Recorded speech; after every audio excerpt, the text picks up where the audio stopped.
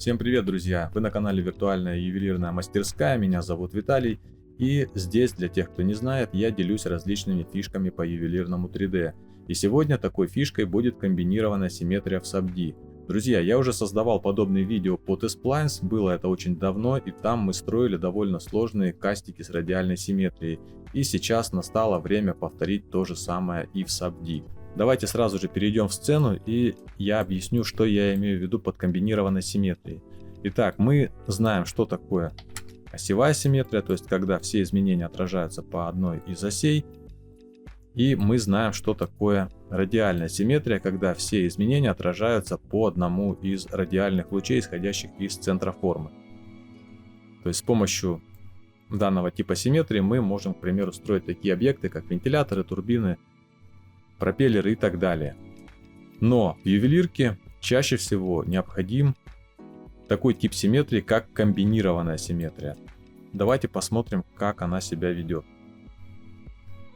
То есть это совмещение радиальной и осевой симметрии. В данном случае есть некий сегмент, на который назначена осевая симметрия, и дальше этот сегмент раскручен радиально, и соответственно получается комбинация из этих двух видов. И в ювелирке данный тип симметрии применяется для создания вот таких вот элементов. Ну, в частности, кастов. Когда у нас есть какой-то кусочек, который удобно редактировать, и он одновременно влияет и зеркально на своего соседа, и радиально на все копии. Ну и, кстати, отдельные элементы точно так же можно дублировать с помощью этого вида симметрии, создавая вот такие вот клапана. Ну что ж, с теорией разобрались, теперь давайте переходить к практике, и для начала начнем с самой базы, попробуем просто воспроизвести этот тип симметрии на самом примитивном элементе. Этим элементом будет вот этот вот бублик. И в отличие от T-Splines, где комбинированную симметрию можно определить прямо на готовом радиально-симметричном объекте, в SAP-D у нас так сделать не получится, поэтому нам придется удалять лишние части объекта, оставляя только одну его четверть. Дальше у этой четвертины мы можем обнаружить осевую симметрию. Для этого вызываем инструмент Reflect, кликаем, и дальше с привязкой к сетке я указываю вот эту вот плоскость отражения. Куда она смотрит, пока что в данном случае не важно, просто подтверждаем, и все. Будущий сегмент радиальной симметрии, на который уже назначена симметрия осевая, у нас готов. И следующий инструмент, который нам нужен, это как раз таки инструмент Radiate. На панели данной кнопки нет, хотя если мы перейдем в интерактивную справку, то увидим, что вроде бы как эта кнопка быть должна. Давайте наберем в командной строке Radiate, подтвердим.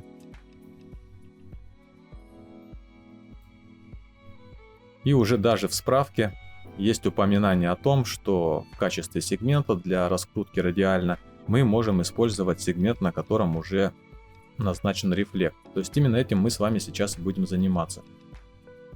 В командной строке оставляем как есть, выбираем объект. Дальше я перейду в четырехоконный режим. Задаем здесь количество элементов, у меня уже задано 4.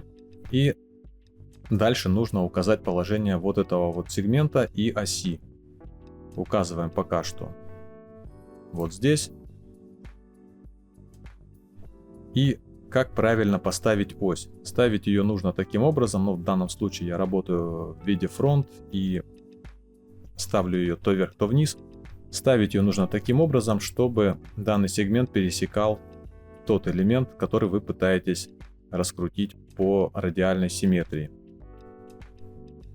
Итак, установил ось, подтверждаю и получаю готовую полностью симметричную болванку. Пока что мы с вами, скорее всего, не увидим, как действительно работает эта комбинация, но если мы добавим сюда немного геометрии, то все это заработает уже нормально. То есть добавили лишнюю петлю, и вот теперь мы видим, что действительно геометрия ведет себя так, как мы и хотели. Ну и теперь давайте применим эту технику уже на отдельных элементах для того, чтобы получить аналог вот таких вот клапанов. Для этого нам понадобится бокс. Здесь у меня установлены параметры xCount 2, yCount 2 и zCount 4. Конкретно на данном этапе это не так важно, но чуть позже нужно будет установить именно эти параметры, поэтому в принципе можете сделать это уже прямо сейчас. Итак, рисуем первую заготовку. Сразу же куда-нибудь ее смещаем. Далее нам необходимо создать рефлект, то есть отразить эту заготовку по одной из осей. Я ее выбираю. И смотрите, в данном случае я могу сделать либо рефлект по самой заготовке, но тогда я уже не смогу отразить ее вот сюда в сторону. Если, к примеру, я хочу, чтобы даже вот этот единичный клапан соблюдал симметрию. Либо другой вариант — это сделать симметрию где-то в стороне, точнее поставить вот эту плоскость рефлекта где-то в стороне. В TestSplines это можно совместить, то есть можно назначить симметрию и сюда, то есть комбинированная осевая симметрия. А здесь, к сожалению, так сделать не получится. Но тем не менее, даже этого в принципе в большинстве случаев уже достаточно, поэтому оставляем пока так. И следующий шаг — это опять же опция Radiate. Вызываем ее, указываем объект.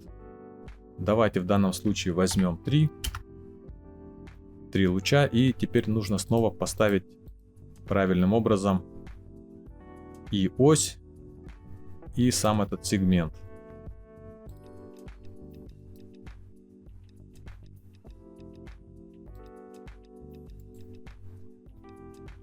И, собственно говоря, получаем примерно то же самое, что и вот здесь. Дальше мы можем перейти в режим редактирования подобъектов и выделить отдельный сегмент, ну и менять его так, как нам нужно.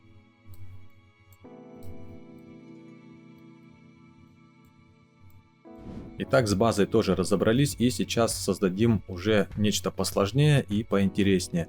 Давайте снова вызовем SubDbox. Как я и говорил, установите параметры, которые установлены у меня, и сейчас я буду строить его от центра.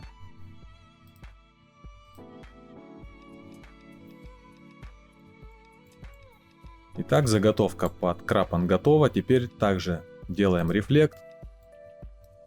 В данном случае можно воспользоваться опцией X-Axis, потому что наш объект лежит на оси X, и соответственно, чтобы не рисовать вот эту рефлект плоскость, мы можем просто автоматически ее назначить.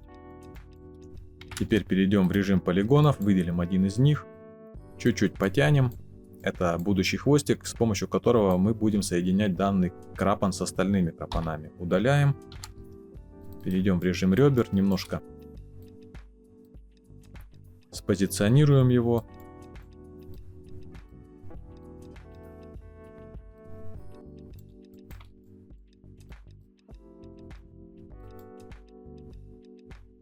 Ну и в принципе можно делать радиальную симметрию. Снова вызываем Radiate.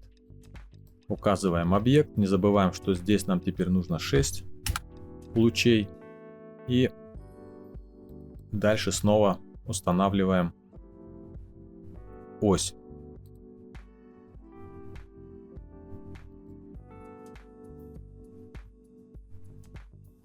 Напоминаю, следите за тем, чтобы вот этот виртуальный сегмент при установке вами оси накладывался на элемент, с которым вы работаете, потому что если я, допустим, сделаю вот так, то ничего не произойдет. Поэтому давайте перезапустимся.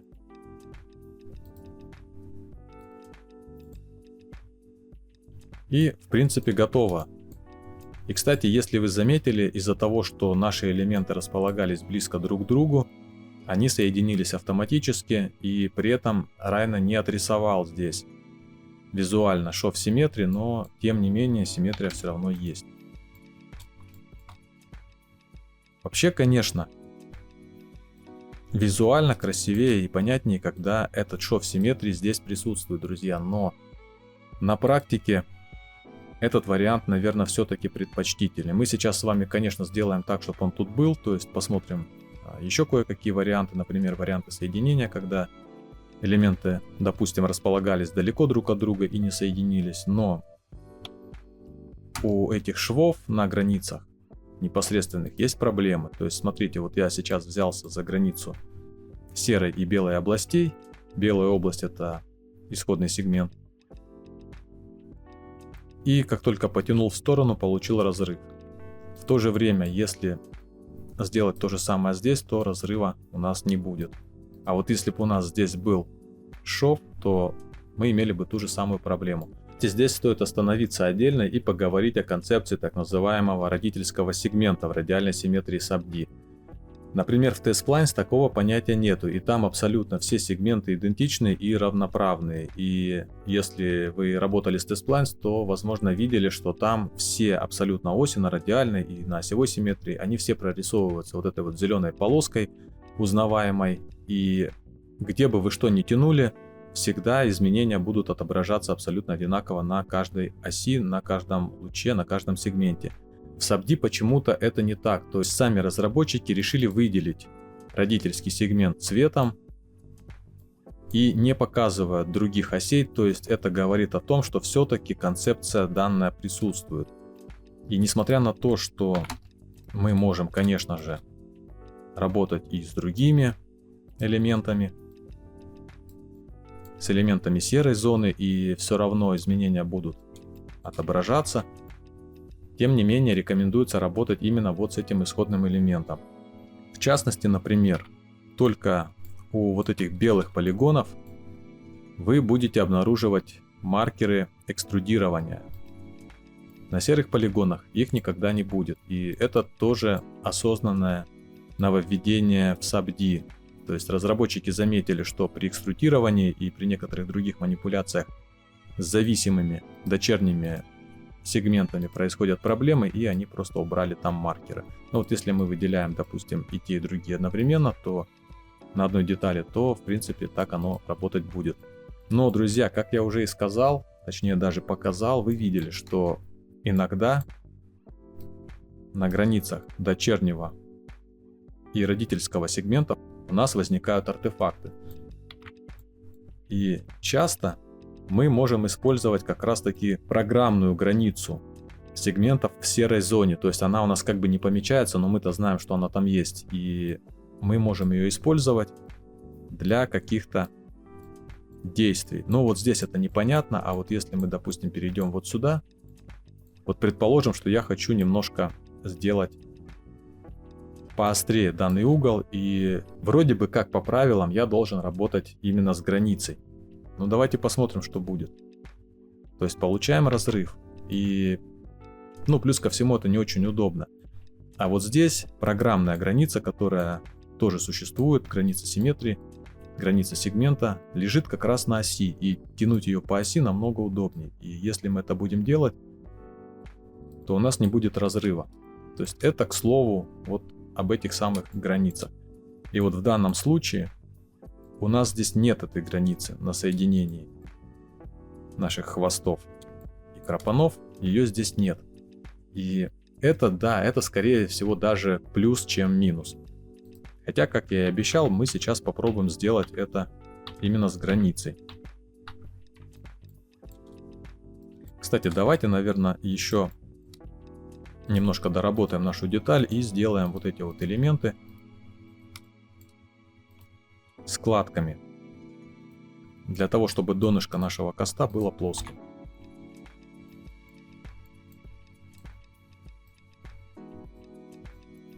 Немножко уменьшим сами эти хвосты, чтобы они не пересекались. И снова запустим Radiate. Выбираем объект.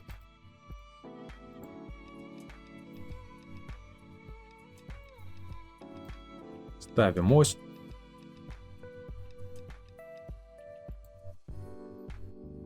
Так, ну и снова получаем то же самое, поэтому давайте сейчас поставим ось подальше. Вот такой вариант мне сейчас как раз и нужен. И давайте сделаем здесь расстояние чуть-чуть побольше, чтобы было удобнее показывать. Итак, первый вариант, самый простой, самый быстрый, это опция Stitch. Выбираем сразу же два лупа, то есть две петли ребер. Нажимаем. И ничего не получается. Поэтому давайте выберем их по очереди. То есть выбрали. И дальше просто подтверждаем правой кнопкой мыши. Тогда вот этот маркер установится четко посередине. Все, готово. Есть у нас Stitch. Проверяем, все ли работает. То есть видим, что все работает. Проверяем, есть ли проблемы на границе. Да, есть проблемы на границе. То есть, в принципе, несмотря на то, что визуально это красивее, понятней и логичней, на самом деле вот такой вот шов на границе это все-таки плохо. Давайте сразу же покажу второй способ. Это способ Bridge. Выделяем первый луп. В данном случае здесь важна последовательность, то есть мы не можем выделить два одновременно. И вызвать инструмент, мы сначала вызываем инструмент, нам предлагается выбрать первый луп, затем только выбрать второй луп, снова подтвердить, и только тогда появляется меню. В меню можем сделать два сегмента, опять же, если хотим вот эту ось, но давайте пока что оставим один. И как видите, тоже все работает. И, кстати, можно даже сейчас проэкспериментировать и поступить следующим образом. Взять вот этот луп,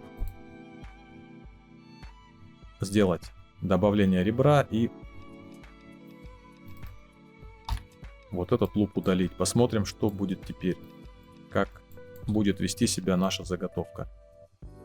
Ну, как видим, может быть, это кажется немного странным, но программно граница симметрии все равно проходит где-то прямо вот тут вот по невидимой границе посредине полигона, потому что мы видим, что сам полигон в данном случае деформировался симметрично, хотя, казалось бы, вроде тут линии, по которой должна произойти эта деформация, нет. Поэтому имейте в виду, что в SAP это такая особенность, а в тестплане у вас так не получится. То есть в тестплане нужно все-таки стараться делать именно все четко по границам, но там нет и такой проблемы с разрывами на границах. Поэтому просто примите к сведению и запомните. Ну и, кстати, еще один важный момент, который я здесь не упомянул, он одинаков, в принципе, и для симметрии в SAP, и для симметрии в TestPlans. В чем ее вообще удобство и преимущество по сравнению с другими типами симметрии в других вообще 3D пакетах? В том, что эти симметрии сохраняют локально оси.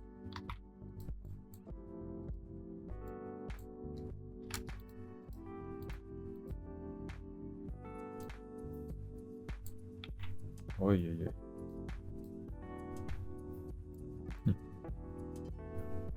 Кстати, друзья, для меня это реально открытие. То есть то, что сейчас происходит, это очень странно, потому что, смотрите, например,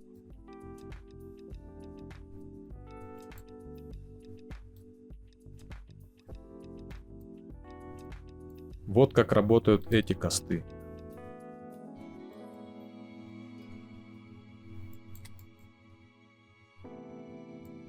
То есть здесь все нормально, а вот здесь симметрия почему-то ведет себя, ну прям реально очень странно, хотя в принципе мы должны иметь возможность позиционировать этот каст. Не знаю, может быть это, кстати, связано как раз таки вот с тем, что мы нарушили ось.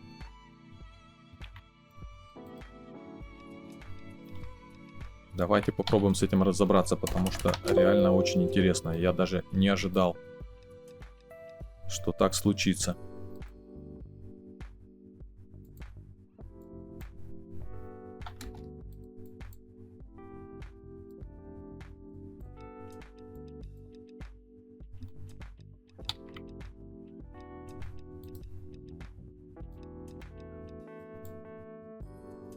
Ну вот странно, то есть вот эта заготовка, она вполне себе работает. Вот эта заготовка тоже работает.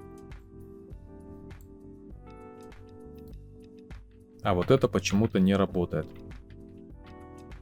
В общем, друзья, я разобрался с этим самостоятельно, довольно быстро, и ну, вы реально не догадаетесь ни за что, в чем была причина. Смотрите, у меня есть вторая заготовка, построена чуть-чуть по-другому. И на ней тоже все работает. И разница была в том, что когда я строил вот этот бокс, ну давайте, наверное, просто все это отменю.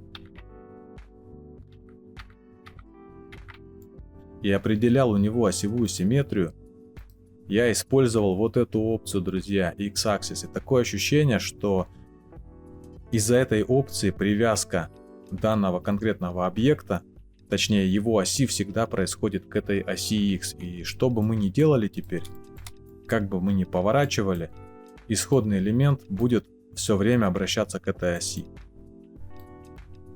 Видите, я даже сдвинуть его не могу. И вот кто бы мог подумать.